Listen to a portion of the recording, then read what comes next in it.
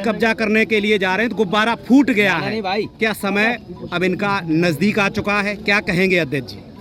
मैं अपने सभी पत्रकार साथियों से ये कहना चाहूँगा कि ये समय देश के लिए और अर्थव्यवस्था के लिए बहुत नाजुक है।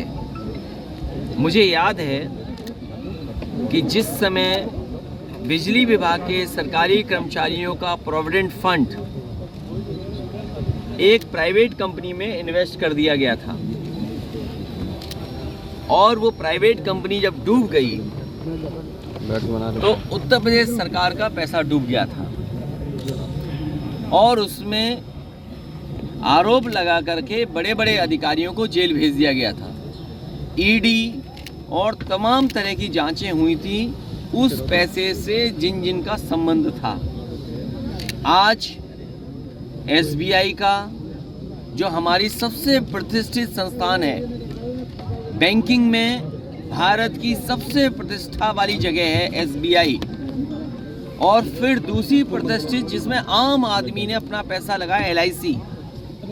अगर 70,000 करोड़ से ज़्यादा 55,000 करोड़ रुपया इन्वेस्ट कर दिया जाएगा प्राइवेट, और वो भी एक जानबूझ करके लाभ पहुंचाने के लिए, एक उद्योगपति के लिए, और अगर वो उद्योगपति डूबा तो क्या एसबीआई के बड़े अधिकारी, एलआईसी के चेयरमैन जेल जाएंगे कि नहीं जाएंगे?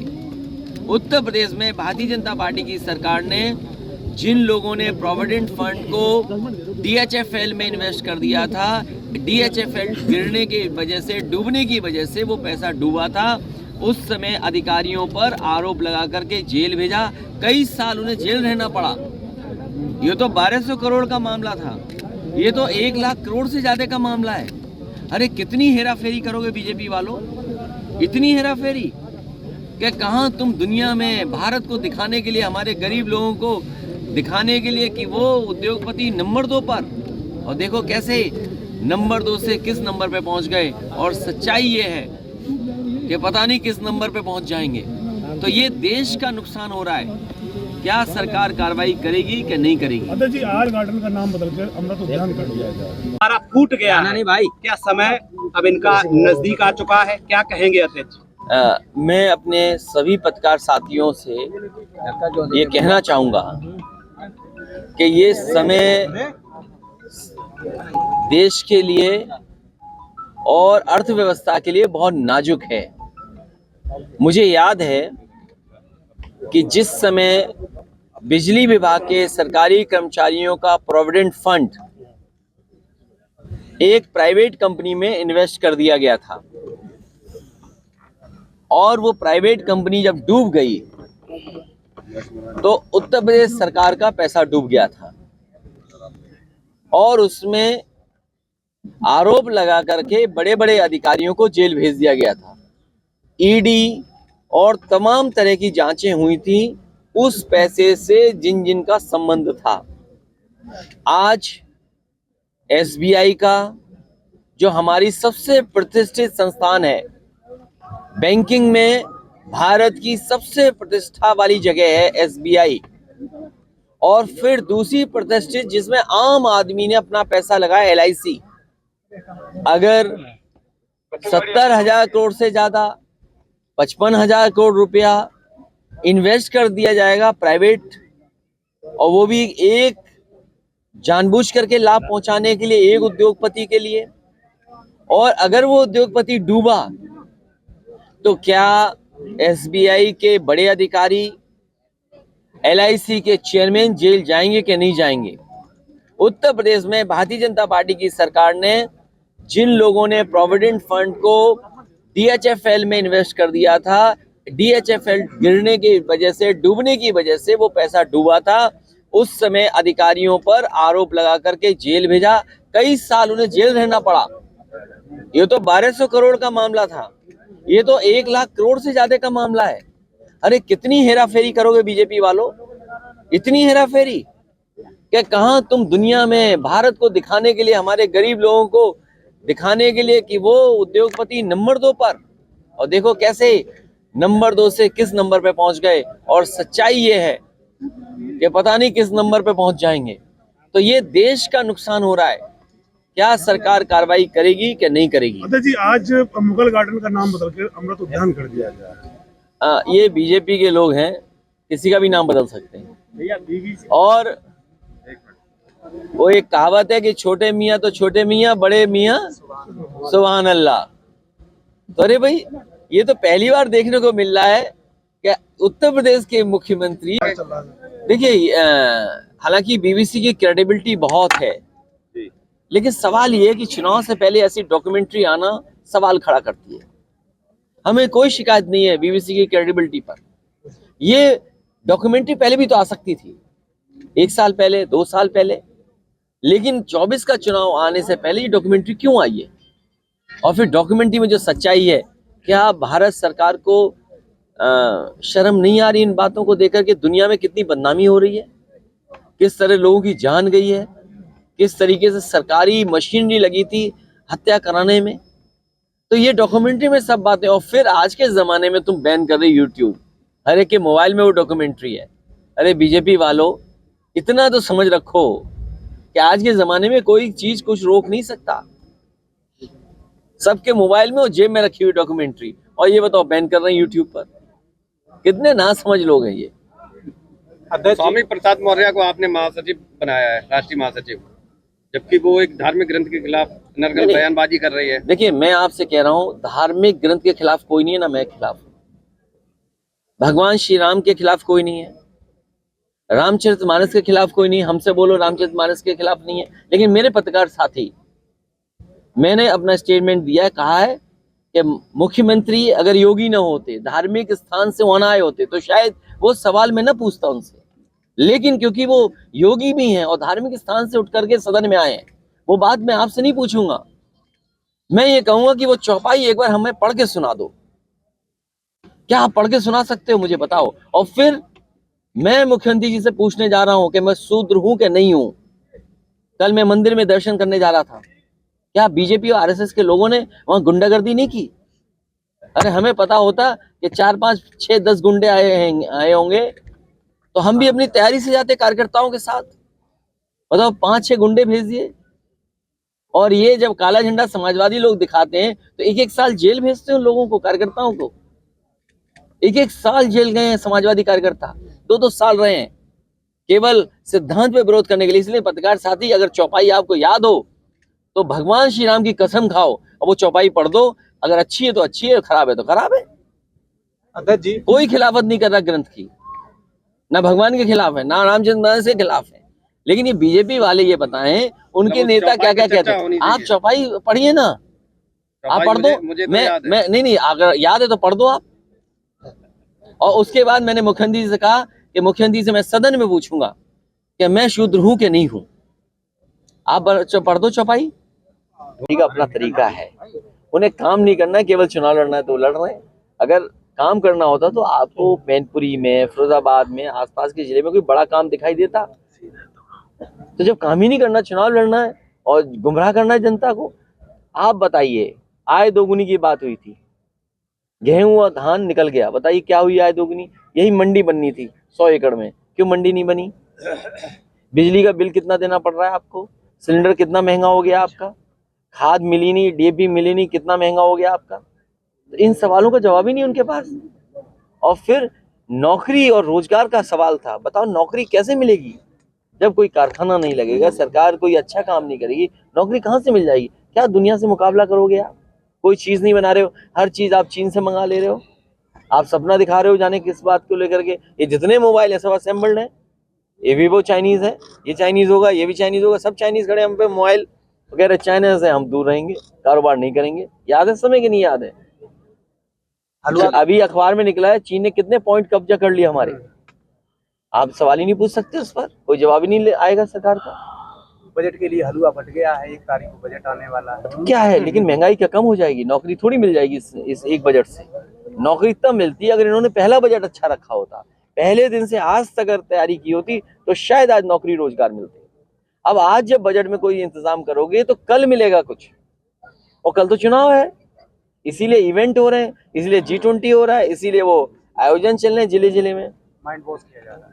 माइंड वॉश नहीं, आंखें बंद करी जा रही हैं। ज्यादा ताकत तो आप लोगों को दी है, तो इसी वजह से तो आपका पहले सवाल कि अब सब कुछ आपके हाथों में सौंप दिया गया है। सेकंड, देखिए, समाजवादी पार्टी लगातार अपनी बात रख रही है और समाजवादी पार्टी के पास ये काम बताने को, दिखाने को है।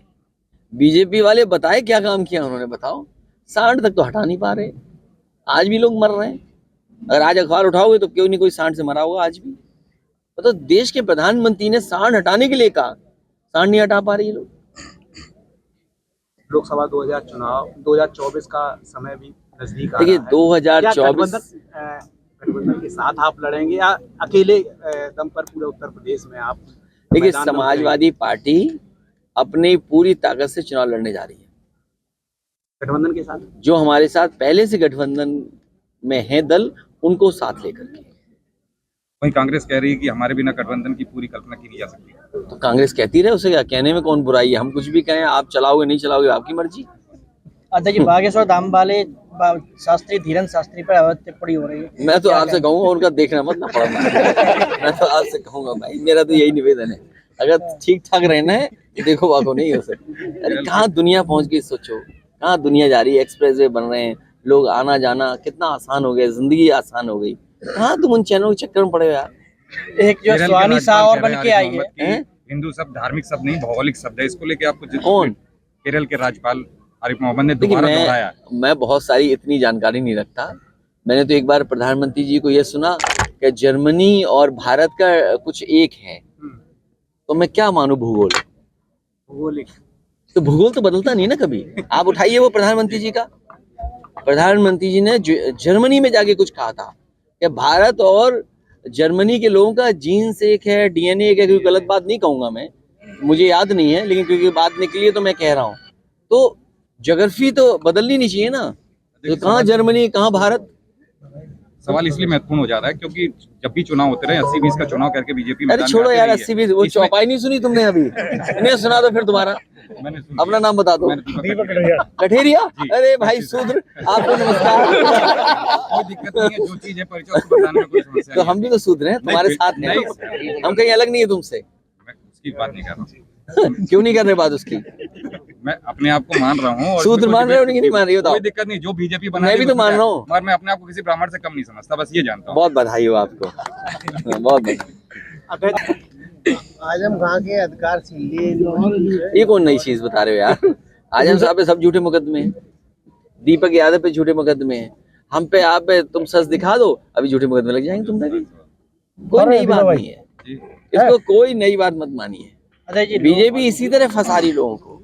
अच्छा ये बताइए, SBI और LIC का पैसा डूब गया, 55,000 करोड़ और 17,000 करोड़, 1 लाख करोड़ चला गया पैसा। ये तो 2 जगह का है पैसा, सरकारी और सरकारी संस्थाओं का पैसा गया होगा। यूपी का मैंने उदाहरण दिया आपको कि प्रोविडेंट फंड का इन्वेस्ट कर दिया गया था एक कंपनी में, वो कंपनी डूब गई, आपने अधिकारियों को जेल भेज दिया। क्या यहाँ पर SBI और LIC के चेयरमैन को या अधिकारियों को जेल भेजेगी सरकार, के नहीं भेजेगी?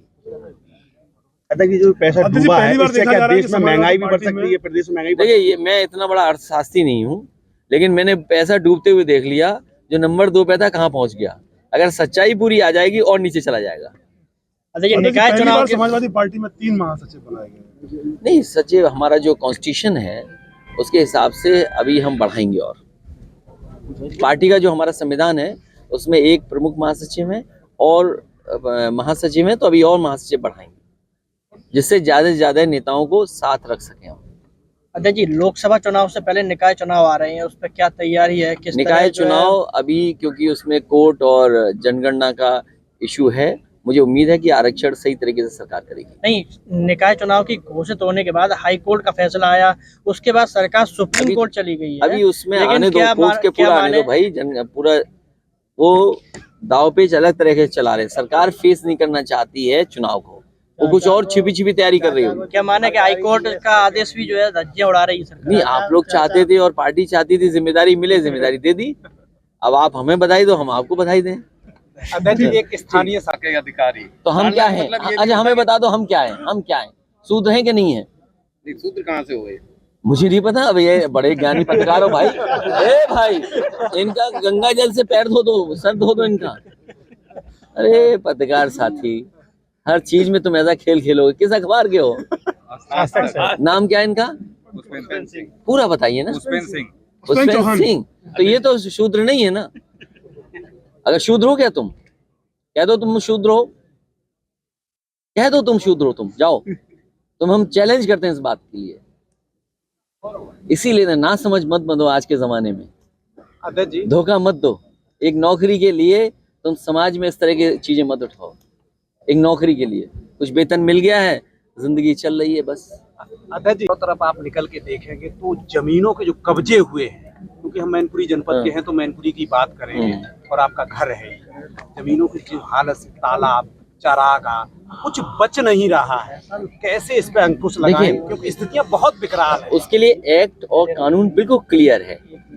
जिलाधिकारी या राजस्व विभाग के पास सुप्रीम कोर्ट और समय समय पे सरकार के निर्देश आए हैं कि आप तालाब की जमीन को कब्जा नहीं कर सकते। आपके करेल में करीब 7-8 तालाब उन्हीं पे कब्जा हो रहा है। मैं कह रहा हूँ जब समय आएगा, जब भी देखिए तालाब तो खाली छूटेंगे ही छूटेंगे। और इस तरह की घटनाएं लगातार हो रही हैं। और बीजेपी की सरकार है पिछले 6-7 साल से। तुम तो यहाँ की बात बता रहे हो। अरे लखनऊ में तालाब कब्जे हो गए बड़े बड़े, बीजेपी वालों ने कब्जा कर लिया। बीजेपी वाले कब्जा कर लेंगे तो डीएम सो रहे हैं या अधिकारी सो रहे हैं? उनको कार्रवाई करनी चाहिए। जिस समय हुआ है उस समय अधिकारी क्यों नहीं कार्रवाई हो रही उन पर? भाई यूपी में पैसा इन्वेस्ट हुआ, अधिकारी जेल चले गए। LIC SBI का दिखाई दे रहा है पैसा डूब गया। ये कब जेल जाएंगे अधिकारी? क्योंकि सरकार उनके नहीं जाएंगे अधिकारी जेल।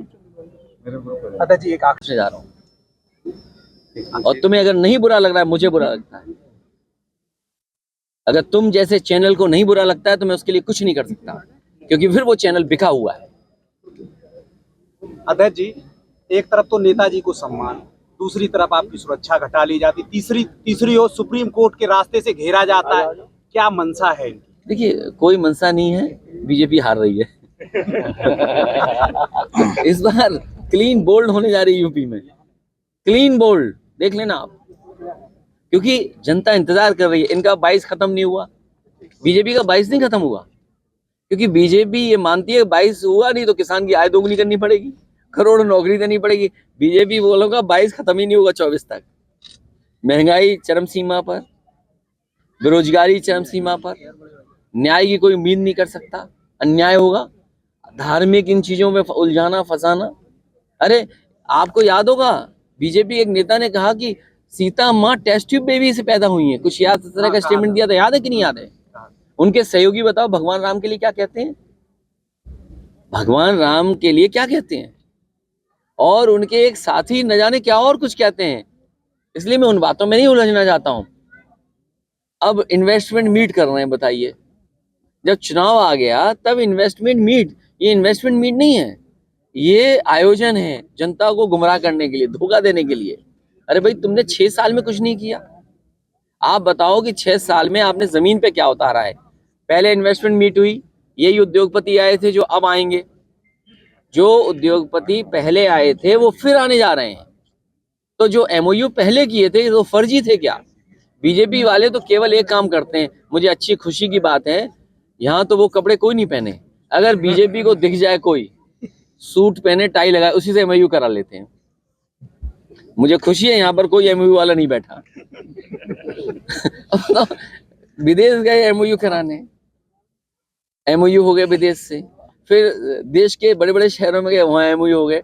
मैनपुरी में नहीं आए MOU कराने, कन्नौज में तो कराया। बता रहे 6000 करोड़। मतलब कन्नौज के लोग इत्र चाहते हैं। कन्नौज के शहर में, हालांकि वो बात कन्नौज में कहूंगा तो ज्यादा असर रखेगी। एक काऊ मिल्क प्लांट बनाया था मैंने, जिससे गाय के दूध के ही उत्पादन मिले, उसी का प्रोड्यूस मिले लोगों को। और बताओ, ये बियर फैक्ट्री लगा रहे हैं। हम गाय का दूध पिलाना चाहते हैं, ये बियर पिलाना चाहते हैं। ये हैं बीजेपी वाले लोग। इस पर सवाल नहीं पूछोगे आप? काऊ मिल्क प्लांट बंद हो गया, बियर का प्लांट लगा रहे हैं। बताओ, बियर पीनी है कि गाय का दूध पीना है? आप बताओ। इस वीडियो को लाइक करें, हमारे चैनल को सब्सक्राइब करें, बेल आइकन जरूर प्रेस करें हमारी न्यू वीडियो सबसे पहले देखने के लिए।